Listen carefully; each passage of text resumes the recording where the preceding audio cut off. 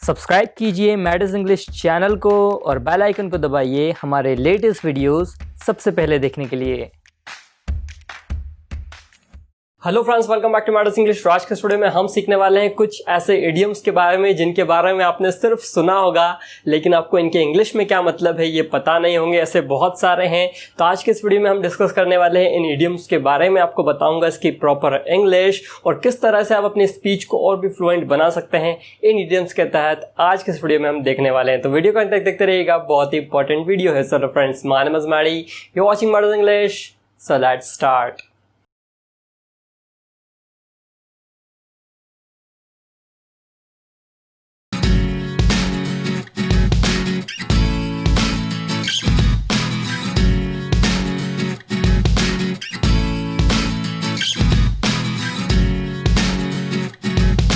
यहाँ पर सेंटेंस है, वो दोनों एक दूसरे को मारे बिना नहीं रुकेंगे, आखिरकार खून का बदला खून होगा। तब इसका इंग्लिश बनेगा, they will never stop killing each other, after all blood will have blood. They will never stop killing each other, after all blood will have blood. मतलब कि खून का बदला खून से होगा। इस तरह से आपको यूज करना है इस particular word blood will have blood को, जिसका मतलब होता है खून का बदला खून।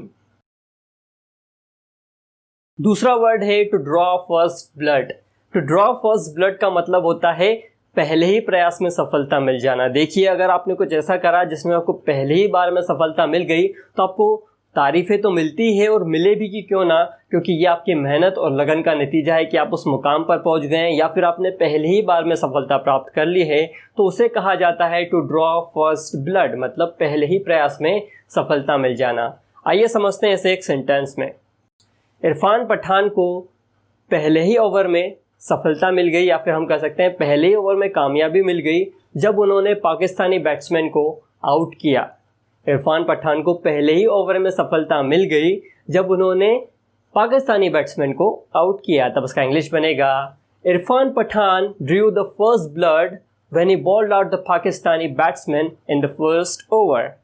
Irfan Pathan drew first blood when he bowled out the Pakistani batsman in the first over. मतलब कि उन्होंने जब पाकिस्तानी बैट्समैन को फर्स्ट ओवर में ही आउट कर दिया तो यहाँ पर उन्हें सफलता मिल गई। तो पहले ही प्रयास में सफलता मिल जाना, उसे हम कहते हैं टू ड्रॉ फर्स्ट ब्लड। अगला वर्ड है bad blood between people. Bad blood between people का मतलब होता है आपसी मनमुटाव। अगर दो व्यक्ति के बीच में कुछ ऐसी कहासुनी हो गई है, उनके बीच में बहुत दिनों से मनमुटाव चल रहा है, उसे हम कहते हैं बैड ब्लड बिटवीन पीपल, मतलब कि आपसी मनमुटाव होना। आइए समझते हैं इसे एक सेंटेंस से। ऐसा लगता है कि सुजित और अंकित के बीच में कुछ मनमुटाव चल रहा है। ऐसा लगता है कि सुजित और अंकित के बीच में कुछ मनमुटाव चल रहा है। तब इसका इंग्लिश बनेगा, it seems some bad blood between Sujit and Ankit. It seems some bad blood between Sujit and Ankit, मतलब सुजित और अंकित के बीच में मनमुटाव चल रहा है। वैसे सुजित और अंकित मेरे भी दोस्त हैं। अगर वो वीडियो को देख रहे हैं तो ऐसा मत सोचिएगा कि ये सिर्फ सेंटेंस के मुताबिक मैंने लिया है। अगला वर्ड है have someone's blood on hands. Have someone's blood on hands का मतलब होता है किसी की मौत का जिम्मेदार होना। यहाँ पर बातों बातों में ऐसा पता चलता है कि यार ये उसकी मौत का जिम्मेदार निकला। मतलब उस सेंस में हम अगर ऐसा कहते हैं कि ये उसकी मौत का जिम्मेदार है, तो हम यहाँ पर वर्ड यूज करेंगे have someone's blood on hands. यहाँ पर समवन को हम उस व्यक्ति से रिप्लेस कर देंगे जो कि मौत का जिम्मेदार है। अब आइए समझते हैं इसे किस तरह से सेंटेंस में यूज किया जाता है। एक बड़ा सेंटेंस लूंगा और आपको यहाँ पर कुछ अच्छे वर्ड्स भी सीखने को मिलेंगे। सेंटेंस थोड़ा सा बड़ा है इसलिए ध्यान से समझिएगा। सेंटेंस है, वह रोने जैसा हो गया जब उसने यह दावा किया कि घर का नौकर ही उसकी बेटे की मौत का जिम्मेदार है। वह रोने जैसा हो गया, मतलब उसका मुंह जो है वो रोने जैसा हो गया, उस सेंस में हम बात कर रहे हैं। वह रोने जैसा हो गया जब उसने यह दावा किया कि उसके घर का नौकर ही उसके बेटे की मौत का जिम्मेदार है। तब इसका इंग्लिश बनेगा, he was close to tears, मतलब वह रोने जैसा हो गया। He was close to tears जब उसने यह दावा किया कि when he claimed that उसके घर का नौकर ही उसकी बेटी की मौत का जिम्मेदार है। The servant of his house has the blood of his son. बनाते हैं इसको एक फ्लो में। He was close to tears when he claimed that the servant of his house has the blood of his son। मतलब घर का नौकर ही उसके बेटे की मौत का जिम्मेदार है। He was close to tears मतलब वो रोने ही वाला था। कुछ वाला सेंस आ रहा है, मतलब उसका रोने जैसा मुंह हो गया था, वो रोने ही लगा था, उसके आंसू टपकने ही वाले थे। उस सेंस में हमको यूज करना है close to। He was close to tears। इस तरह से आपको इस सेंटेंस को कहना है। आई होप कि ये सेंटेंस आपको यूनिक लगा होगा। अगर अच्छा लगा है तो नीचे कमेंट में ज़रूर बताइएगा। अगला वर्ड है ब्लीड रेड इंक। देखिए ब्लड का मतलब होता है खून, जो कि एक नाउन है। इसी तरह से ब्लीड जो कि एक वर्ब है जिसका मतलब होता है खून बहना, लेकिन यहाँ पर मीनिंग थोड़ा सा अलग है। इसका मतलब ये नहीं है कि खून बहना, यहाँ पर हम क्या कर रहे हैं, ब्लीड रेड इंक जिसका मतलब होता है घाटे में जाना किसी भी चीज़ का। अब देखिए घाटे में क्या जाता है, बिजनेस जाता है घाटे में। और अभी लॉकडाउन है इसलिए वर्ड मैंने आपके लिए लिया है, क्योंकि लॉकडाउन में से बहुत सारे बिजनेस जो है वो घाटे में जा रहे हैं। इस सेंस में हमें इस वर्ड को कहना है bleed red ink. If your business is bleeding red ink means your business is going down, your business is plummeting. मतलब आपका बिजनेस जो है वो घाटे में जा रहा है। उस सेंस में हमको इस वर्ड को यूज करना है। आइए समझते हैं इसे एक सेंटेंस के थ्रू। आप अपने मित्र से मिलने गए, उससे पूछा और भाई क्या चल रहा है, कैसा चल रहा है बिजनेस। आपके मित्र ने जवाब दिया, man our business is bleeding red ink due to lockdown. Our business is bleeding red ink due to lockdown. मतलब कि हमारा जो बिजनेस है वो घाटे में जा रहा है लॉकडाउन के कारण। उस सेंस में हमको इस वर्ड को यूज करना है। Our business is bleeding red ink due to lockdown. Oh, my business is bleeding red ink due to lockdown. Oh, his business is bleeding red ink due to lockdown. Oh, their business is bleeding red ink due to lockdown. आप यहाँ पर pronoun को change करके किसी भी तरह का sentence बोल सकते हैं। कैसा लगा ये सेंटेंस कमेंट में ज़रूर बताइएगा। फिलहाल मूव करते हैं अगले वर्ड पर जो कि इससे भी ज़्यादा इंटरेस्टिंग है। देखिए लॉकडाउन तो लग ही गया है, बिजनेस भी घाटे में चले ही गया है, तो आपकी जेब में पैसा भी नहीं बचेगा। मतलब आपकी जेब में फूटी कौड़ी भी नहीं होगी। तो फूटी कौड़ी भी नहीं होना, इसे इंग्लिश में क्या कहा जाता है, देखिए not have a red cent. Not have a red cent का मतलब होता है कि फूटी कौड़ी भी ना होना। फूटी कौड़ी भी ना होना, not have a red cent. किस तरह से इसे सेंटेंस में यूज़ करना है आइए समझते हैं। वैसे तो बहुत सारे सेंटेंसेस बन सकते हैं कि यार तेरी जेब में तो कभी फूटी कौड़ी भी नहीं होती है, हम सिनेमा देखने गए उसकी जेब में तो फूटी कौड़ी भी नहीं थी। इस सेंस में हमें इस सेंटेंस को यूज़ करना है। आपके डिफरेंट सेंटेंसेस बना सकते हैं। फिलहाल मैं आपको एक आइडिया दे देता हूँ कि इसका किस तरह से सेंटेंस बनाया जाएगा। यहाँ पर सेंटेंस है, ये सेंटेंस कुछ हरामी दोस्तों के नाम है जो कि मेरे भी हैं। सेंटेंस है, अरे हम नहीं जा सकते क्योंकि मेरी जेब में तो फूटी कौड़ी भी नहीं है। अरे हम नहीं जा सकते, मेरी जेब में तो फूटी कौड़ी भी नहीं है। मतलब दोस्त बोल तो देते हैं हाँ चलो पार्टी, लेकिन बाद में क्या बोलते हैं, मेरी जेब में तो फूटी कौड़ी भी नहीं है। तब उसका इंग्लिश बनेगा, oh we can't go because I don't have a red cent at the moment. We can't go because I don't have a red cent at the moment। मतलब मेरी जेब में तो अभी फूटी कौड़ी भी नहीं है। तो बुलाया क्यों साले। अगला वर्ड है go as red as beetroot। मतलब चुकंदर की तरह लाल हो जाना नहीं, इसका मतलब तो थोड़ा वैसा ही है कि चुकंदर की तरह लाल हो जाना, लेकिन उसके लिए कुछ कंडीशन भी तो होगी कि आप गुस्से से लाल हो रहे हैं या परेशानी से लाल हो रहे हैं, या फिर आपको किसी ने कुछ बोल दिया तो आपको डर के मारे ऐसा लगा तो आप लाल हो गए। नहीं, इसका भी एक मीनिंग है।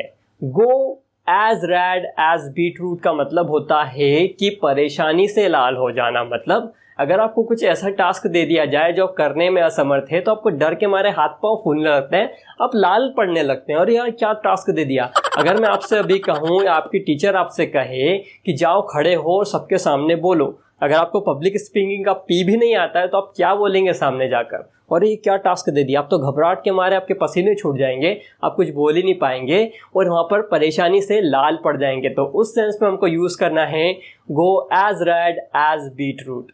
आइए देखते हैं इसे सेंटेंस में। जब टीचर ने मुझे सबके सामने आकर बोलने के लिए कहा तो मैं परेशानी से लाल हो गया।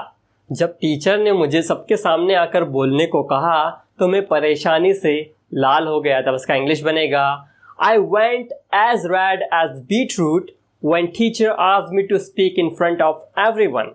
I went as red as beetroot, मतलब मैं परेशानी से लाल हो गया. went मतलब कि हो गया है, हो गया था, उसमें हम चेंज कर देंगे have और had में. लेकिन अभी जो सेंटेंस है वो पास्ट में गया है, इसलिए हम went का यूज कर रहे हैं, आपका सेकेंड फॉर्म का यूज कर रहे हैं.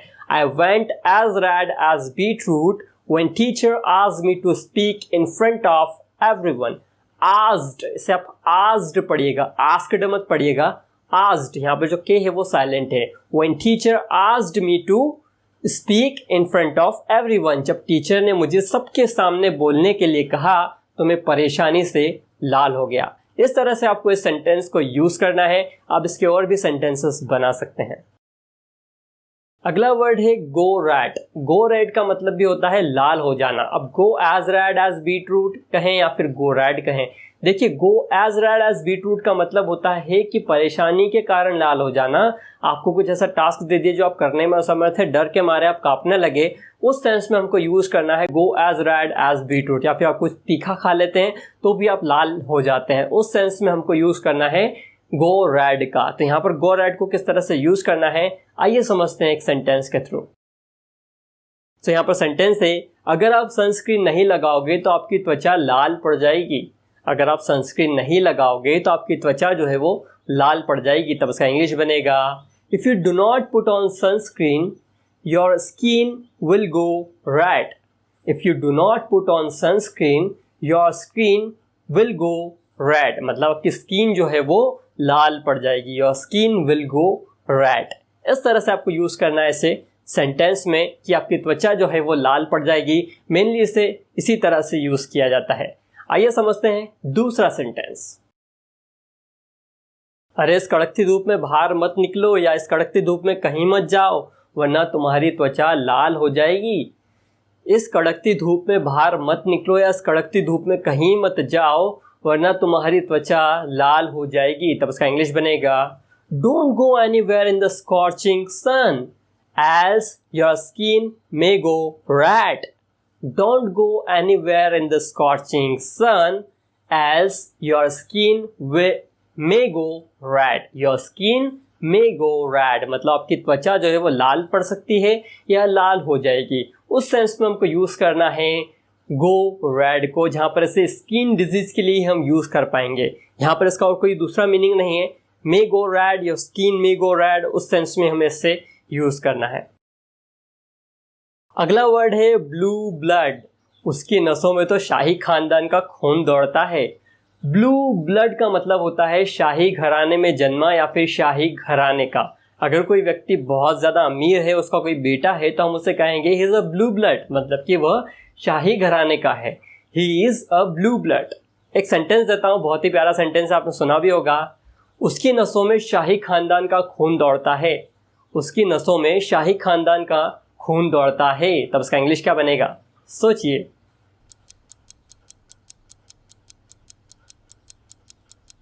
ओके, आपने भी बना लिया होगा, मैंने भी बना लिया है. तब इसका इंग्लिश बनेगा, दोनों मैच करते हैं. She has a blue blood flowing through her veins.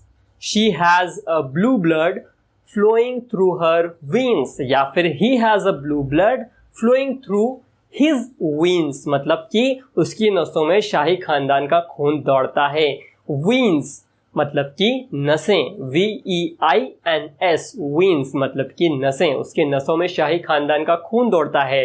She या फिर he has a blue blood flowing through her veins, flowing through his veins. इस तरह से आपको यूज करना है ब्लू ब्लड को. कैसा लगा है सेंटेंस, कमेंट में जरूर बताइएगा. फिलहाल मूव करते हैं आज के आखिरी वर्ड पर, जो कि बहुत ज़्यादा इंपॉर्टेंट है. आज का आखिरी वर्ड है smell blood in the water. Smell blood in the water का मतलब होता है प्रतिद्वंदी की कमजोरी पकड़ लेना. If you get the weakness of your opponent you will use the word smell blood in the water. मतलब कि प्रतिद्वंदी मतलब ओपोनेंट की वीकनेस पता कर लेना, उसकी कमजोरी जान लेना. उस सेंस में हमको यूज करना है smell blood in the water. आइए समझते हैं इसे एक बेहतरीन एग्जाम्पल से. आपने सेंटेंस कमेंट्री के दौरान ज़रूर सुना होगा कि जो पर्टिकुलर टीम है वो थोड़ी सी पस्त दिख रही है और दूसरी टीम ने उसकी कमज़ोरी पता कर ली है, अब वो थोड़ा तेज़ खेलेगी। आपने ऐसे सेंटेंसेस कमेंट्री के दौरान ज़रूर सुने होंगे, तो ऐसा ही मैं सेंटेंस आपके लिए लेकर आया हूँ। ऑस्ट्रेलियन टीम जो है वो थोड़ी सी पस्त दिख रही है और भारतीय टीम ने उनकी कमज़ोरी पता कर ली है। अब भारतीय ओपनर्स जो हैं वो थोड़ा तेज़ खेलेंगे, मतलब जो भारतीय ओपनर्स हैं उन्होंने कमज़ोरी पता कर ली है, अब भारतीय ओपनर्स थोड़ा सा तेज़ खेलेंगे। तो उसका इंग्लिश बनेगा the Australian team started looking tired and Indian openers smell the blood in the water, now they will play a bit in a price. मतलब कि अब वो थोड़ा तेज़ खेलेंगे, now they will play a bit in a price, मतलब कि वो थोड़ा सा तेज़ खेलेंगे। टुकड़े करके बताता हूँ, ऐसा समझ में नहीं आएगा। ऑस्ट्रेलियन टीम जो है वो थोड़ी सी पस्त दिख रही है, सुस्त दिख रही है, मतलब दिखने लगी है, उसे हम बनाएंगे स्टार्टेड से। The Australian team is started looking tired, दूसरा वाला वर्ड। अब भारतीय टीम ने क्या किया, उनकी कमजोरी पकड़ ली है, मतलब ओपनर्स है उन्होंने कमजोरी पकड़ ली है। Now the openers smell the blood in the water, मतलब उन्होंने कमजोरी पकड़ ली है। और अब क्या है कि ओपनर्स जो है वो थोड़ी सी तेज शुरुआत करेंगे, थोड़ा सा तेज खेलेंगे। Now the openers will play a bit in a price, मतलब कि वो थोड़ा तेज खेलेंगे। इस तरह से आपको बनाना है smell blood in the water के सेंटेंसेस। सो फ्रेंड्स, कैसे लगी वीडियो नीचे कमेंट बॉक्स में ज़रूर बताइएगा। वीडियो पसंद आए तो उसे एक लाइक ज़रूर कीजिएगा, ना पसंद आए तो डिसलाइक कीजिएगा, कोई प्रॉब्लम नहीं है। चैनल पर नए तो सब्सक्राइब करके ज़रूर जाइएगा, क्योंकि लाइक वालों को ऐसे वीडियोस अभी और मिलने वाले हैं। फिलहाल कैसे वीडियो इतना ही, मिलता हूँ नेक्स्ट वीडियो में, तब तक के लिए गुड बाय।